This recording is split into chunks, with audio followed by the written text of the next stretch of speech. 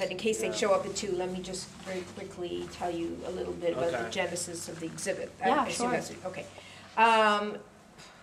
We're a Holocaust museum, Holocaust education museum, but our mandate is promoting social justice, human rights, and genocide awareness, not just the Holocaust. Oh, now, to varying degrees, you know, different exhibits, change.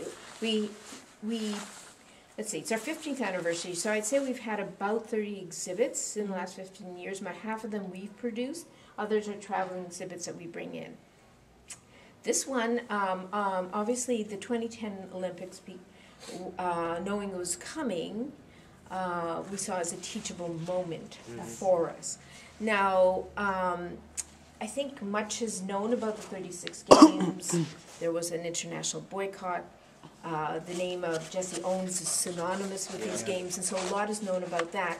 But in a kind of quintessentially kind of Canadian fashion, less is known about Canada's role or participation. So really the exhibit began as just a question. Yeah. What did Canadians know? What did they do? What happened to the boycott? Who went, who did, you know. It was really began as a question. Was there a story there? Yeah. So something I would strongly recommend to you, because this is something that we did, was work very closely with 2 historians, one at UBC, Richard Mankus, you'll see it all on the website, you know, and one at the University of Toronto, Harold Troper.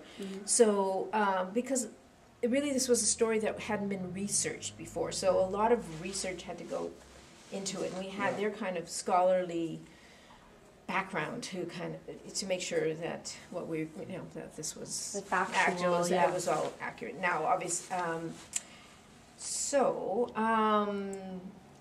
I guess it was important to us for several reasons. I mean, these games in particular were important in terms of the Holocaust for a couple of reasons. One, it came at the games were in 36.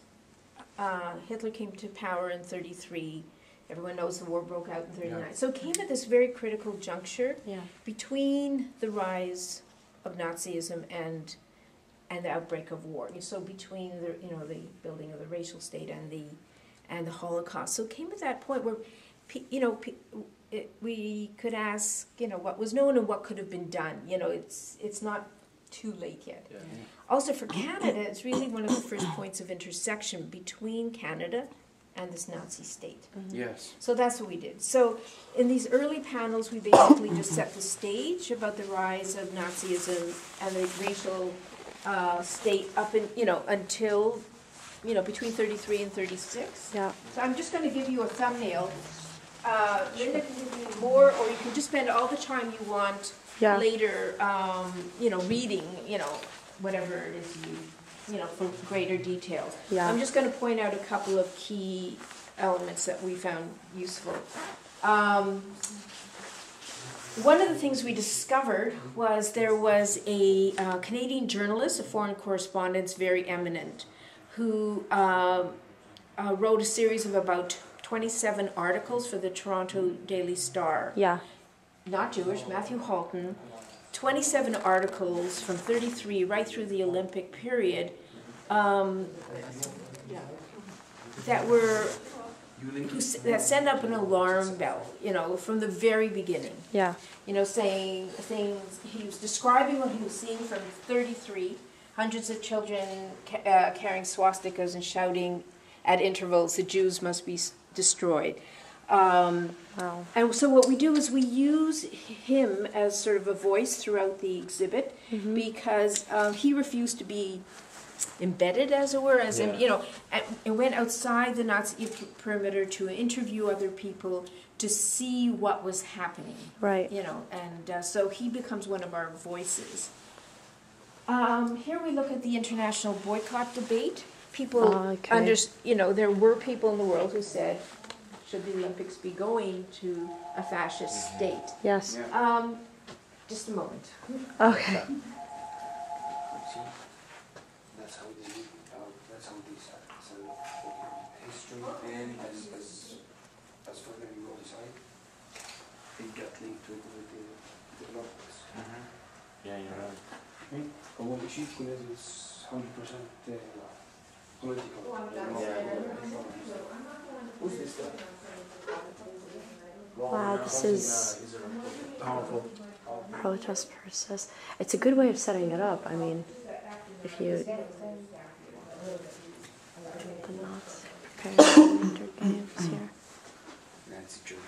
Anti-Jewish signs.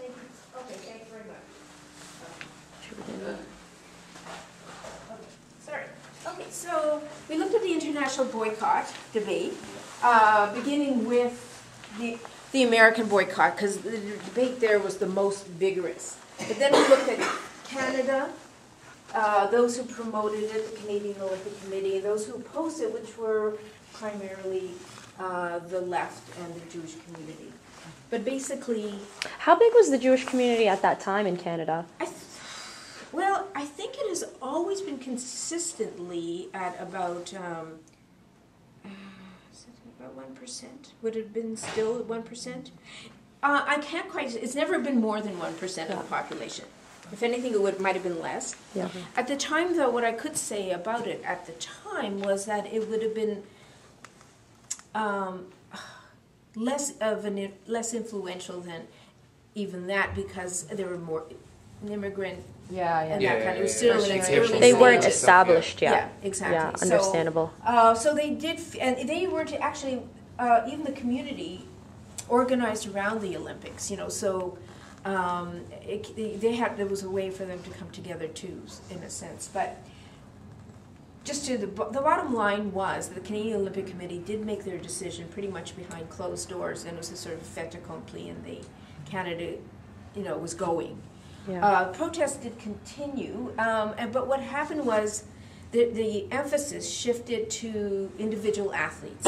So individual athletes, not the, you know, had to now decide whether they were going or not. It wasn't. Now, was there any lobbying done by any groups, such as,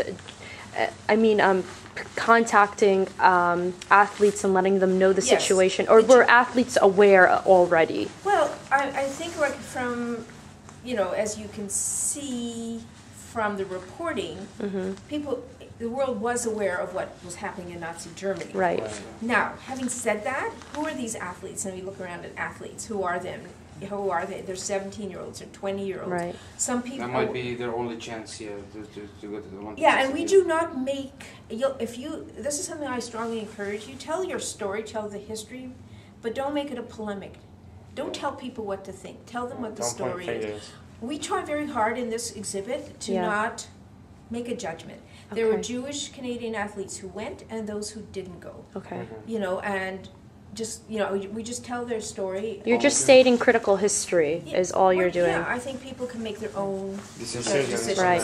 That's right. I think if you just get up and say, this was terrible, you know, I think you're...